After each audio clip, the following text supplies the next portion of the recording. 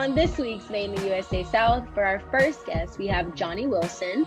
He played men's basketball at Methodist University from 1995 to 1999, and now he's the executive director of Fayetteville Urban Ministry. So we're going to talk to him for a little bit and see all his journeys that he's had in his time at Methodist and how that's helped him now become an amazing executive director and still helping out the ministry and the mentorship that actually helped him in college. Yes. So welcome, Johnny. Welcome. Thank you so much, Taylor. Thank you for having me. Of course. Okay, so main question, basketball. I see that a lot of people talk about your journey of your connection with the urban ministry, but there's not much about basketball. So kind of tell me, what was your journey from the 1995 to 99 in playing men's basketball? Well, I tell you, it was a heck of a journey. It was one that was fantastic. First of all, I was a non-traditional student, so I was a 23-year-old freshman. Methodist was a great experience for me. Taught me a lot, and but that's what brought me to Fayetteville, North Carolina, is Methodist College, and I'm still obviously heavily connected. I sit on multiple committees out at the school, and very supportive. And we have a great partnership between them and my agency here, Fayetteville Urban Ministry. Graduating, it's the spring of 1999, and one of the teachers who she taught classes, but she was also what you call like a career counselor on campus. Ms. Hopkins, she mentioned to me about, she knew my story, my background and such. And she said, Johnny, I heard about this place, Find a Friend, that I deal with. Find a Friend, that's like at-risk youth program of Fayetteville Urban Ministry. And she said, I think that you could do them some good, go there and maybe perhaps volunteer or help out a young man from your type of background. And so, Taylor, I came here literally right before I graduated in May of '99, put in an application to be a mentor to a young man in our Find a Friend program. Got matched up and was volunteering, and after graduation, after a couple of months, the executive director here for all of Fayetteville Urban Ministry says to me, hey, we have a opportunity in our youth program. We've been watching you and everything, and now that you graduated, would you like to interview? And so I started here part-time after a couple of months, and then there was a young lady who worked with our young folks, our kids, in group settings. Her name was Fiona, and she was another graduate of Methodist. And she played soccer for Methodist. But she told me, she sat me down, she said, hey, Johnny, can you promise me something? And I said, yeah, what's that, Fiona? She said, I want to go back home to Ireland. I want to go back home to Ireland, but I won't feel good if these kids don't have somebody awesome and great to work with them. And the person I'm looking at is you. Can you promise me that? I said, I love this program. I said, this is everything I want to do. And here we are. I'm speaking to you more than 24 years later, almost 24 years later. So the program was very small. My executive director allowed me to dream. And so I was able to do a lot of grant writing, do partnerships. We grew the program from a 2-person staff to a 7-person staff. We grew it from serving 10 to 15 kids to over 150 kids per year. We had one vehicle to transport kids. Now we have a fleet of buses. And throughout the years, I kept, getting more and more responsibility or different titles. I was the Find a Friend director, but associate executive director of all of Fayetteville Urban Ministry. And now since 2012, I've been the agency's overall executive director. And so here we have 4 amazing programs that outreach to the community. Obviously, we still have the Find a Friend program that is very well known, and obviously my baby, because I came from that. Then we have the Nehemiah Project, which is a house and home repair program that serves our low-income homeowners. Our third program is the Adult Literacy and Education Center, where we help folks get their GED prep, the ESL classes, get their U.S. citizenship, financial literacy, you name it.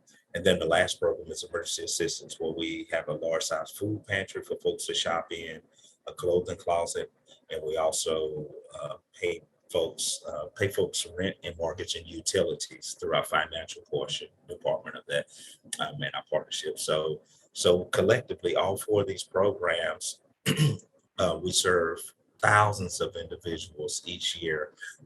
More importantly, the last 3 years since the pandemic, we've served nearly 20,000 human beings in Cumberland County, 100% free. And so that's what makes us unique. That's what makes us great. As a nonprofit, I have 16 other staff. We work with tons of volunteers and interns, you name it. But as far as paid staff, I have 16 other human beings with me who have their experience, have their education, have their masters, have their credentials, but more importantly, they have a great heart of service, because they know in this industry, we do our job. We try to do our best to make sure we pay people well, because it is a tough job, but at the same time, they know that they're not going to get rich. And so I'm blessed to have a very, very strong team, which, bringing it back to basketball, that's what I learned so much through Methodist, and that experience is having a strong team and how to place everyone in the right role to be able to thrive and to let them know how much they mean to our team big time. The main thing I'm really intrigued about is when Fiona told you that, like, hey, I want somebody to take this on. She's basically passing the torch on to you. Yes. And, you know, when somebody passes the torch on to you and you're like, yeah, I'm here. Like, I'm here. I want to do this. But you didn't dream, like really kind of dream of that. You're like, whoa. Like, what kind of went through your head? Because I know when she passed that torch to you and you're sitting, y'all having that conversation, you just gave me like a 5 minute, it wasn't 5 minutes, but like three to 4 minutes, 2 to 4 minutes of a description of what you built, what you're leading right now, going from that 20 years later, 20 plus years later, from that to that moment that she's like passing that torch. Did you even imagine like what's going through your head of what did you picture for yourself when she's passing you that torch? So Taylor, I've always had a huge vision. And sometimes, like a lot of us dreamers, we don't know exactly how we're going to get there, but you have this vision and dream that you can't rest until you make it happen. And so I knew right away, me being a criminal justice major, and me from the background that I came from, I knew that I did not want to touch law enforcement. I went through all of my courses. My advisors, professors was great. And they would even tell me, I could still hear Professor Thomas McNally tell me, now, Johnny, and he had this Boston accent, if he was, Johnny, you have this great big smile and this energy and your persona and character, man, you will be great in law enforcement, especially undercover, and I did, and I thought the world of him and the rest of the guys who taught me there, from Mr. Marshall and Dr. Champion, and the list goes on. But I did not want to touch law enforcement because I never wanted to lock anyone up, and I never wanted to judge someone because I brought it back to me. I always wondered if somebody judged me or didn't give me a second or third chance, where would I be? And so it was, it was just my feet. And that day of, getting motion, I pushed to come here to Fair Urban Ministry, but I feel like a lot of this was planned out for my vision, and I'm able to use that vision to do a lot of what we call great things together, where my board of directors and staff is, they support me great. They give me great autonomy to be able to dream big. We built a brand new building for our youth program, our Find a Friend program, because that's the biggest department that we have here. And Taylor, we were able to build it from ground up, and and was able to pay it off before the last brick was even laid. Um, because of dreams. We have a huge partnership with Jermaine J. Cole and his Greenville Foundation. They're he's heavy supporters and partners to us. So he's certainly responsible for helping getting the building built. We have a lot of philanthropists here in the town, meaningful. One definitely one very meaningful to us. They have naming rights to the facility, and that's the Manning family. Um, and we were able to get Emmy Award actor Sterling K. Brown out from Los Angeles to come out and be the keynote speaker pro bono to kick off to do the capital campaign. And so I've always had these dreams and visions, but at the same time, I'm glad you told me this last week where you said, Johnny, I need you to kind of step off your humility pad a little bit and such. But that is what I do. I love for everyone to feel good around me and to be able to chase and to be fulfilled, and that just takes me even higher. It makes me feel good, and through bringing it back to basketball and even going forward, due to my son's career, who's a fantastic player, I've been able to meet great guys. He played on Chris Paul's team, his travel team. So I've sat right beside Chris Paul during AAU games. I've met Michael Jordan and Shaquille O'Neal.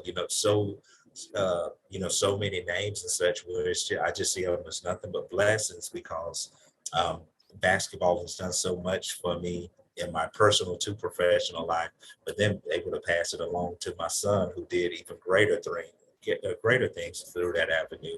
But it has just taught me so much about teamwork, execution, dreaming, setting out your blueprint, your strategic plan, and ready to okay, y'all, it's game day. Let's beat this team. And that's what has taught me so much. Thank you so much for tuning in to this month's Made in the USA South and learning about Johnny Wilson's story. Make sure to come back next month to see our next highlighted alum.